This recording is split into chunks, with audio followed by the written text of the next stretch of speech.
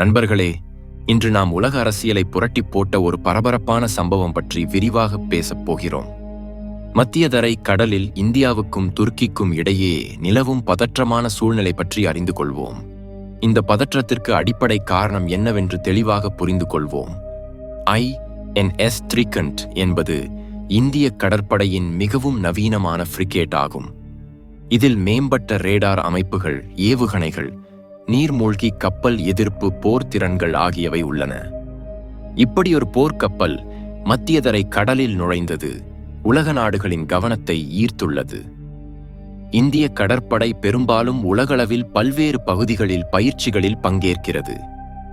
இது இந்தியாவின் act east மற்றும் ஆக்ட் வெஸ்ட் கொள்கைகளுக்கு இணங்க இந்தியாவின் கடல் ஆற்றலை வெளிப்படுத்தவும் சர்வதேச கடல் பாதைகளின் பாதுகாப்பை உறுதி செய்யவும் நடைபெறுகிறது.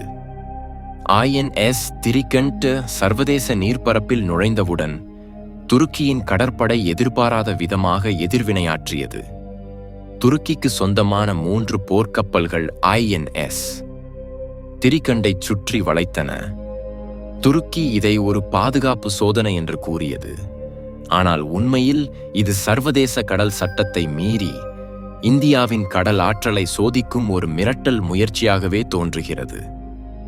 இந்த சம்பவம் வெறும் சாதாரண சோதனை அல்ல என்பது எளிதில் புரியும். முதலில் இந்திய கடற்படை மிகவும் அமைதியாக இருந்தது. சர்வதேச கடல் விதிகளின்படி சர்வதேச நீர்ப்பரப்பில் எந்த கப்பலையும் நிறுத்துவது அல்லது சுற்றி வளைப்பது கடுமையான மீறலாகும். குறிப்பாக போர்க்கப்பல்களின் விஷயத்தில் இது மிகவும் உணர்ச்சிகரமான பிரச்சினை. ஆனால் துருக்கி எந்தவித எதிர்வினையும் காட்டவில்லை. மாறாக அவர்கள் தங்கள் கப்பல்களை INS திரிகண்டுக்கு இன்னும் நெருக்கமாக கொண்டு வந்தனர். இது ஒரு வகையில் மோதலுக்கு தயாராகுவது போல் தெளிவாக தோன்றியது. இந்தியா துருக்கியின் தலைநகரான அங்காராவுக்கு ஒரு வலுவான செய்தியை அனுப்பியது. துருக்கியின் கடற்படை 8 மணி நேரத்திற்குள் INS திரிகண்டுக்கு அப்பால் செல்லவில்லை என்றால் இந்தியா தனது உரிமைகளின்படி கடுமையான நடவடிக்கை எடுக்கும் என்ற இந்த இறுதி எச்சரிக்கை துருக்கியில் அரசியல் மற்றும் இராணுவ வட்டாரங்களில் பரபரப்பாக விவாதிக்கப்பட்டது. துருக்கியின் அதிபரின் பாதுகாப்புக்கு ஆலோசகர்கள் அவசர கூட்டத்தை நடத்தினர். அதில் கடற்படை தலைவர், வெளியுறவுத்துறை அதிகாரிகள், உளவு நிறுவன தலைவர்கள் பங்கேற்றனர். அதே நேரத்தில் இந்தியாவில் பிரதமரின் அலுவலகமும் பாதுகாப்பு அமைச்சகமும் முப்படைகளின் தலைவர்களை அழைத்து இந்த சம்பவம் குறித்து மறு ஆய்வு செய்தன. இந்தியாவின் வரலாற்றில் முதல் முறையாக ஒரு நேட்டோ உறுப்பு நாட்டுக்கு இவ்வளவு தெளிவான காலக்கெடு விதித்து இறுதி எச்சரிக்கை விடுக்கப்பட்டது. நேட்டோ என்பது வட அமெரிக்கா மற்றும் ஐரோப்பிய நாடுகளைக் கொண்ட ஒரு இராணுவ கூட்டணி. இந்தியாவின் எச்சரிக்கையின் தாக்கம் தெளிவாக தெரிந்தது. அங்காராவில் உள்ள துறைமுகங்களில் பயன்படுத்தப்பட்ட துருக்கிய போர்க்கப்பல்கள் உயர் எச்சரிக்கையில் வைக்கப்பட்டன. துருக்கிய ஊடகங்கள் இந்த செய்தியை மறைக்க முயற்சித்தாலும் செயற்கைக்கோள் படங்கள் மற்றும் சர்வதேச கண்காணிப்பு அமைப்புகள் மூலம் துருக்கிய கப்பல்கள் INS திரிகண்டை சுற்றி வளைக்க தயாராகி வருவது தெரியவந்தது. ஆயினும் இந்தியா பின்வாங்கவில்லை. மாறாக INS திரிகண்டுக்கு ஆதரவாக அரேபிய கடலில் இருந்து மேலும் 2 இந்திய போர்க்கப்பல்களை மத்தியதரை கடலுக்கு அனுப்ப உத்தரவிட்டது. இதனுடன் துருக்கி மீது மூலோபாய இராஜதந்திர அழுத்தத்தை அதிகரிக்க இந்தியா மத்தியதரை கடலில் பயன்படுத்தப்பட்ட தனது நட்பு நாடுகளுடன் ஆலோசனைகளை தொடங்கியது. இது துருக்கிக்கு ஒரு தெளிவான சமிக்ஞையாக இருந்தது. இந்தியா இந்த முறை சமரசம் செய்யாது, சூழ்நிலைகள் மேலும் சிக்கலாகின. இந்தியா இந்த முழு நிகழ்வையும் ஐக்கிய நாடுகள் பாதுகாப்பு கவுன்சிலுக்கு UNSC அறிவித்து இது சர்வதேச கடல் சட்டங்களின் கடுமையான மீறல் என்று குறிப்பிட்டது. துருக்கி தனது கடற்படையை பின்வாங்காவிட்டால் இந்தியா தற்காப்பு உரிமையை பயன்படுத்தும் என்று கூறியது. இது உலக அரங்கில் துருக்கியை கடுமையான இக்கட்டில் தள்ளியது. அதன் பின் வாஷிங்டன், பாரிஸ், மாஸ்கோவில் அரசியல் பரபரப்பு தொடங்கியது. துருக்கிக்கு இப்போது 2 வழிகளே உள்ளன. ஒன்று, இந்தியாவின் இறுதி எச்சரிக்கைக்கு இணங்கி பின்வாங்குவது அல்லது நேரடியாக இராணுவ மோதலுக்கு செல்வது. இந்த முறை இந்தியாவின் தாக்குதல் பாணி முற்றிலும் வேறுபட்டது. எந்த சமரசமும் இல்லை, எந்த ஒப்பந்தமும் இல்லை. ஆயினும் மறுபுறம் துருக்கி பின்வாங்கினால் நேட்டோவில் தனது இடம் பலவீனமாகும் என்று அஞ்சியது. இருப்பினும் மோதல் ஏற்பட்டால் இந்தியாவின் வேகமான தொழில்நுட்ப ரீதியாக உயர்ந்த தரத்தில் உள்ள இந்திய கடற்படையின் தாக்குதலை சந்திக்க வேண்டியிருக்கும். இந்தியாவின் 8 மணி நேர கவுண்டவுன் தொடங்கியது. இந்தியாவின் 8 மணி நேர இறுதி எச்சரிக்கைக்கு துருக்கி எந்த நடவடிக்கையும் எடுக்கவில்லை, பின்வாங்க முயற்சிக்கவும் இல்லை. எனவே இந்தியா வலுவான நடவடிக்கை எடுக்க வேண்டியிருந்தது. சமீபத்திய தகவல்களின்படி இந்தியா துருக்கியின் மிகப்பெரிய எண்ணெய் மையத்தை குறிவைத்து இந்த முறை அழித்துவிட்டது.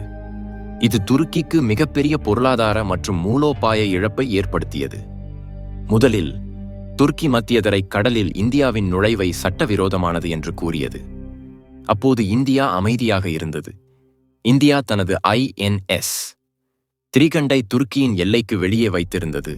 மேலும் துருக்கி மீண்டும் மீண்டும் INS திரிகண்டை அழிப்போம் என்று மிரட்டியது.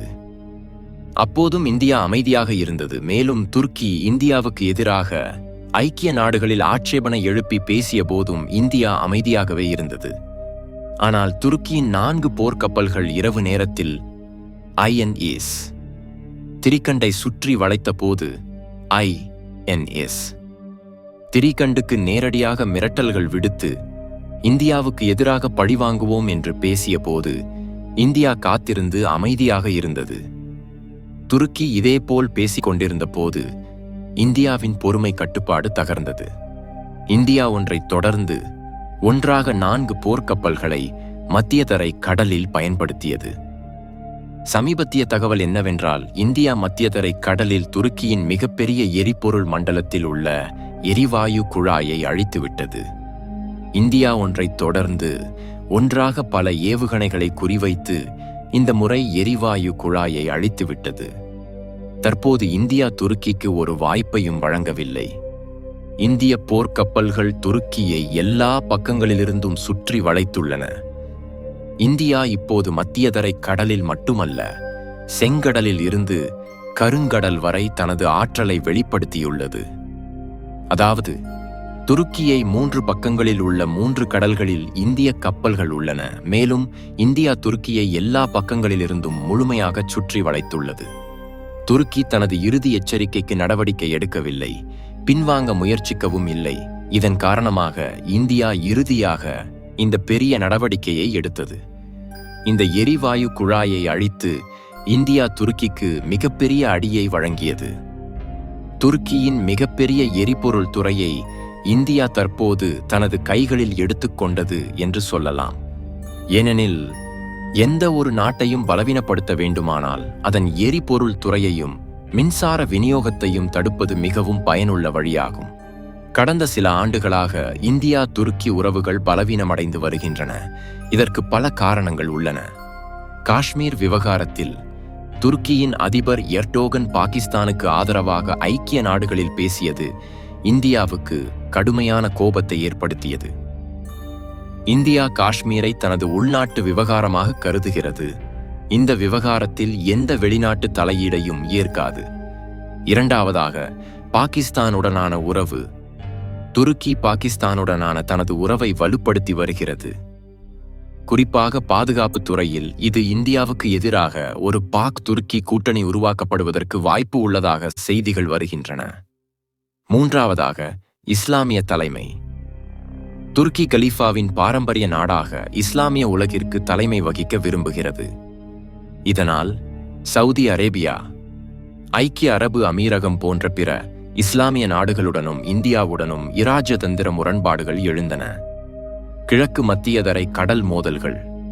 கிழக்கு மத்தியதரை கடலில் உள்ள எரிவாயு வைப்புகளுடன் தொடர்புடைய துருக்கி, கிரீஸ், சைப்ரஸ், பிரான்ஸ் ஆகியவற்றுடன் மோதல்கள் உள்ளன.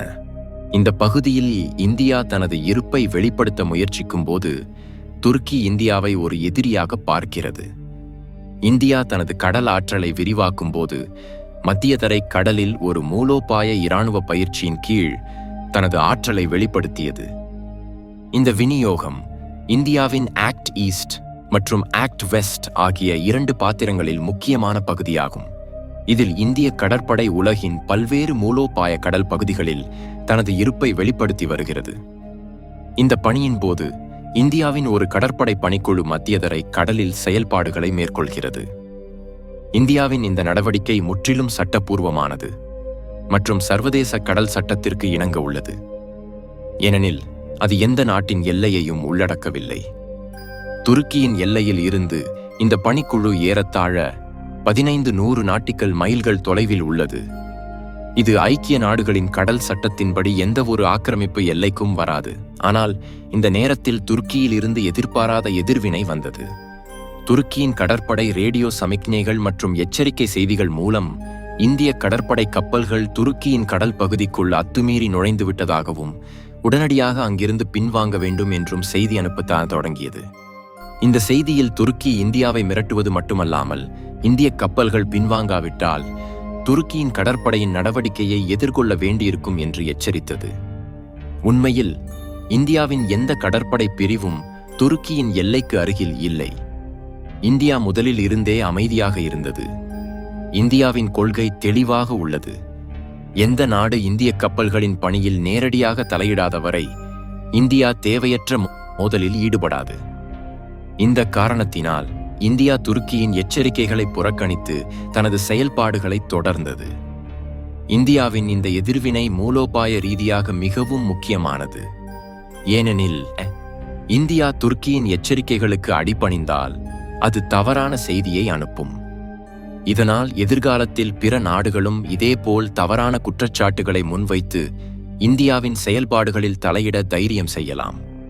இந்தியா இந்த முழு சம்பவத்தையும் சர்வதேச சட்டங்களின் எல்லைக்குள் அமைதியாக கையாண்டது. துருக்கியின் ஆக்ரோஷமான அணுகுமுறை எதிர்பார்க்கப்படாதது இல்லை. கடந்த சில ஆண்டுகளாக துருக்கி இந்தியாவுக்கு எதிராக பல சர்வதேச மேடைகளில் அறிவிப்புகளை வெளியிட்டுள்ளது. அது காஷ்மீர் பிரச்சனையாக இருந்தாலும் அல்லது ஐக்ராஸ் குழுவில் இந்தியாவின் கொள்கைகளை எதிர்ப்பதாக இருந்தாலும், துருக்கி பாகிஸ்தானுடனான தனது நெருக்கமான உறவு காரணமாக இந்தியாவுக்கு எதிராக ஒரு வகையான இராஜதந்திர பிரச்சாரத்தில் ஈடுபட்டுள்ளது. இந்த காரணத்தினால் இந்திய கடற்படை மத்தியதரை கடலுக்கு வந்தபோது துருக்கி இதை தனது மூலோபாய எல்லையில் தலையீடாக சித்தரித்து இந்தியாவை இழிவுபடுத்த முயற்சித்தது. ஆயினும் இந்தியா இந்த முழு வழக்கையும் ஒரு பெரிய மூலோபாயத்துடன் கையாண்டது. துருக்கியின் இறுதி எச்சரிக்கைக்கு பதிலளிப்பதற்கு பதிலாக இந்தியா தனது பணியை நிறுத்தாமல் தொடர்ந்தது. துருக்கியின் எச்சரிக்கைகளை சர்வதேச மேடைகளில் வெளிப்படுத்துவதற்கு தயாரிப்புகளை தொடங்கியது. இந்தியா இந்த சம்பவம் குறித்து விரிவான அறிக்கையை ஐக்கிய நாடுகள் கடல் ஆணையத்திற்கும் UNCLOS அனுப்பியது. அதில் துருக்கியின் தவறான குற்றச்சாட்டுகளை மறுத்தது. இந்திய கப்பல்கள் சர்வதேச நீர்ப்பரப்பில் மட்டுமே செயல்பாடுகளை மேற்கொள்கின்றன என்று தெளிவாக குறிப்பிட்டது. துருக்கியின் குற்றச்சாட்டுகள் ஆதாரமற்றவை மட்டுமல்ல, சர்வதேச கடல் சுதந்திரக் கொள்கைக்கு எதிரானவை என்று இந்தியா தெளிவுபடுத்தியது.